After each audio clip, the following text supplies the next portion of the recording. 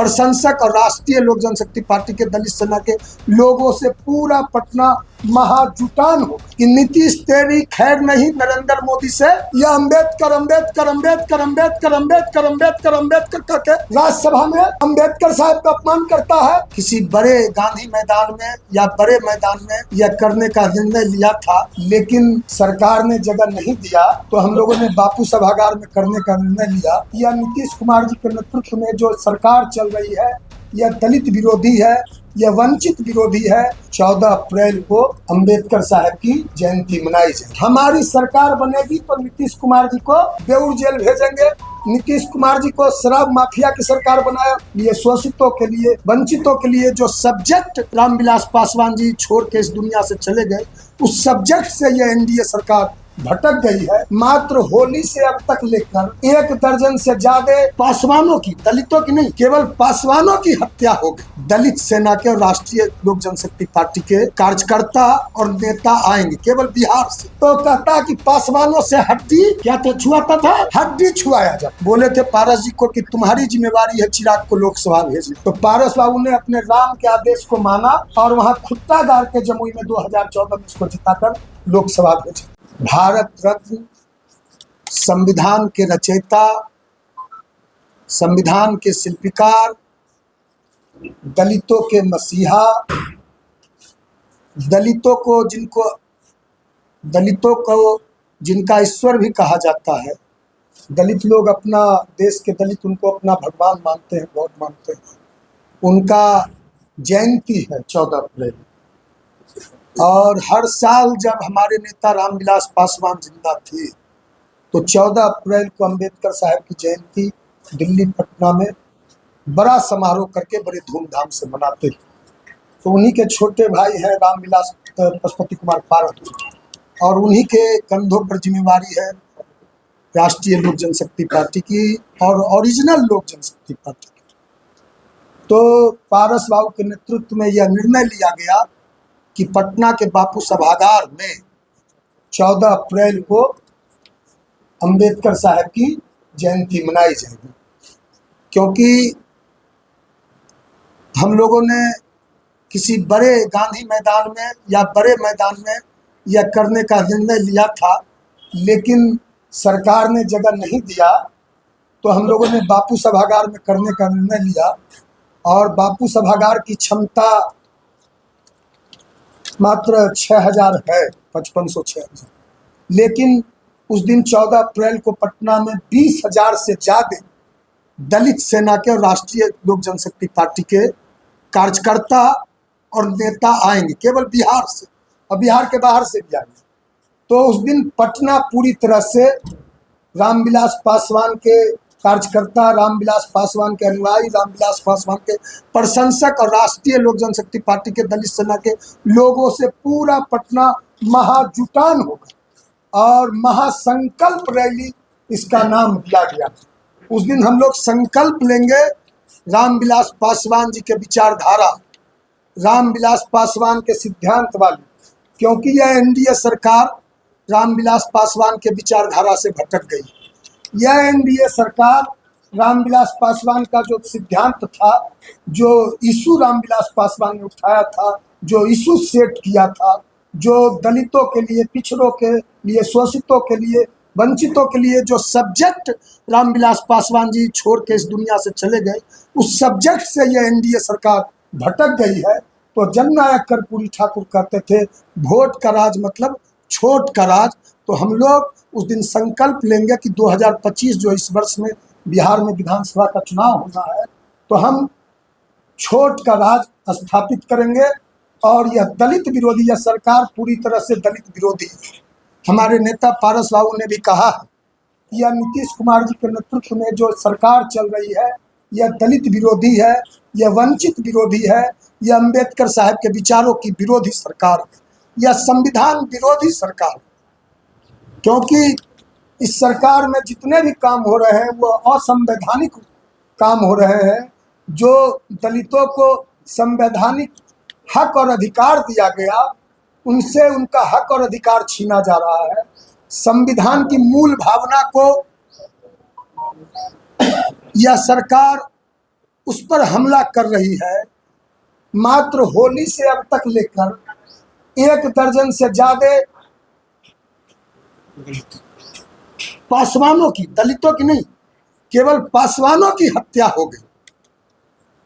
और जो अपने आप को एक बताता है, हमने पहले भी कहा कि वह विदेशी है, वह ईस्ट इंडिया कंपनी का पार्टी का राष्ट्रीय अध्यक्ष है। मैंने पहले भी कहा ईस्ट इंडिया कंपनी पार्टी का राष्ट्रीय अध्यक्ष हम क्यों बताते हैं, उसको बिहार का आइटम वाई हम क्यों बताते हैं? इस मायने में बताते हैं कि ईस्ट इंडिया कंपनी पार्टी का क्या काम था, वह भारत में क्यों आई थी।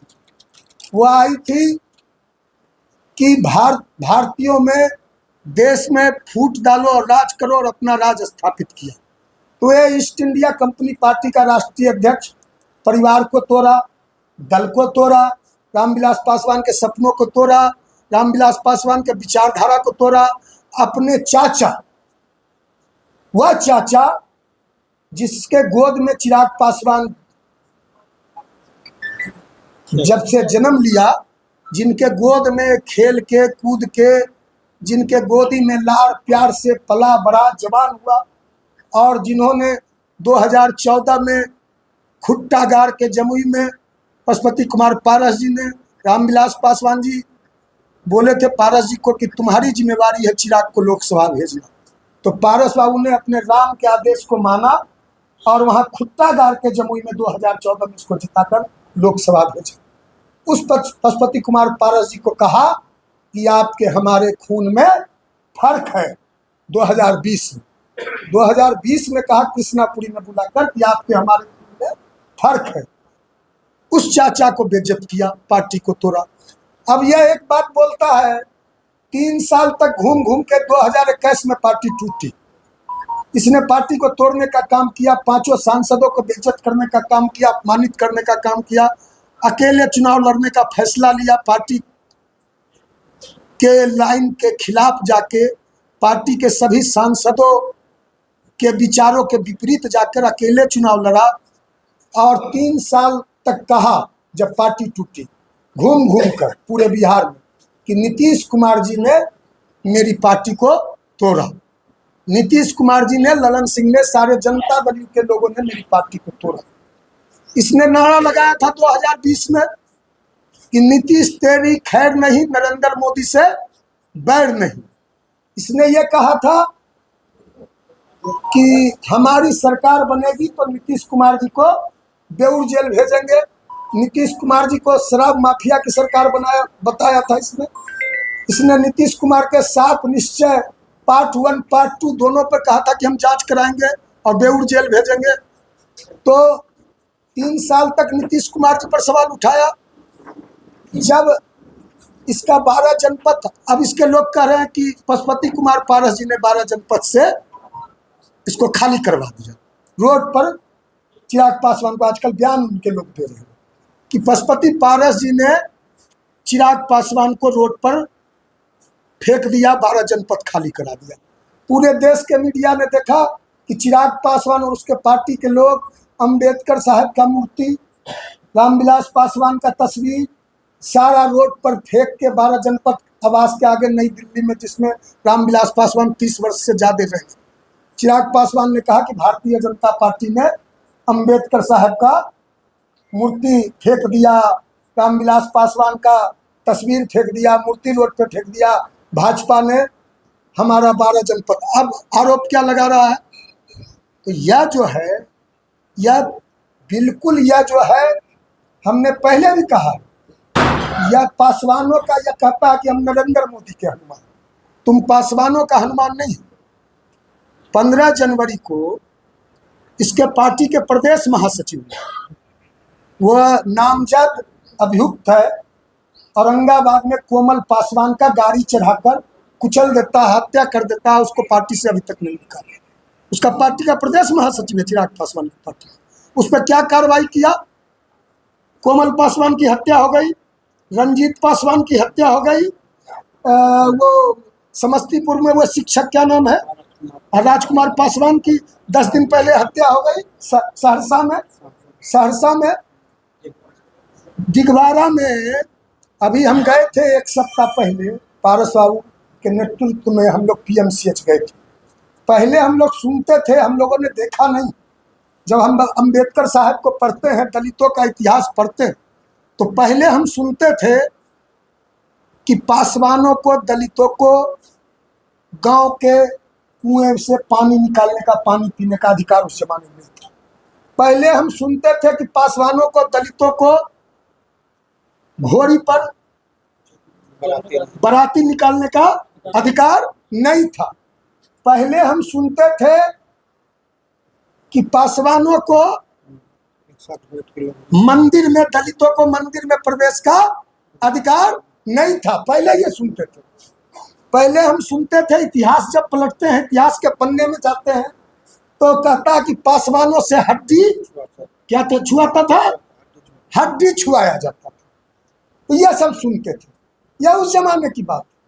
अंबेडकर साहब ने संघर्ष किया इसके खिलाफ। यह जो मानसिकता थी, यह सामाजिक कुरीतियां थी, यह जो दलितों पर अत्याचार उस जमाने पे होता था, शिक्षा का अधिकार नहीं था, स्कूल में प्रवेश वर्जित था। अंबेडकर साहब ने स्कूल में प्रवेश, उस लड़ाई को रामविलास पासवान जी ने आगे बढ़ाया।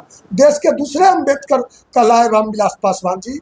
और इसका जो, जिसको यह हनुमान बताता है, जिस नेता का, इसका दिल्ली वाला अमित शाह जी, यह अम्बेडकर अम्बेडकर अम्बेडकर अम्बेडकर अम्बेडकर अम्बेडकर अम्बेडकर करके राज्यसभा में अम्बेडकर साहब का अपमान करता है। कहता है कि इतना नाम अम्बेडकर का लेते हो, ईश्वर का ले लेते तो स्वर्ग मिल जाता। तो हमने जो बताया कि देश के दलितों ने, शोषितों ने, पासवानों ने स्वर्ग नहीं देखा था, लेकिन स्वर्ग का एहसास कराया धरती पर तो अम्बेडकर साहब ने कराया और रामविलास पासवान ने कराया।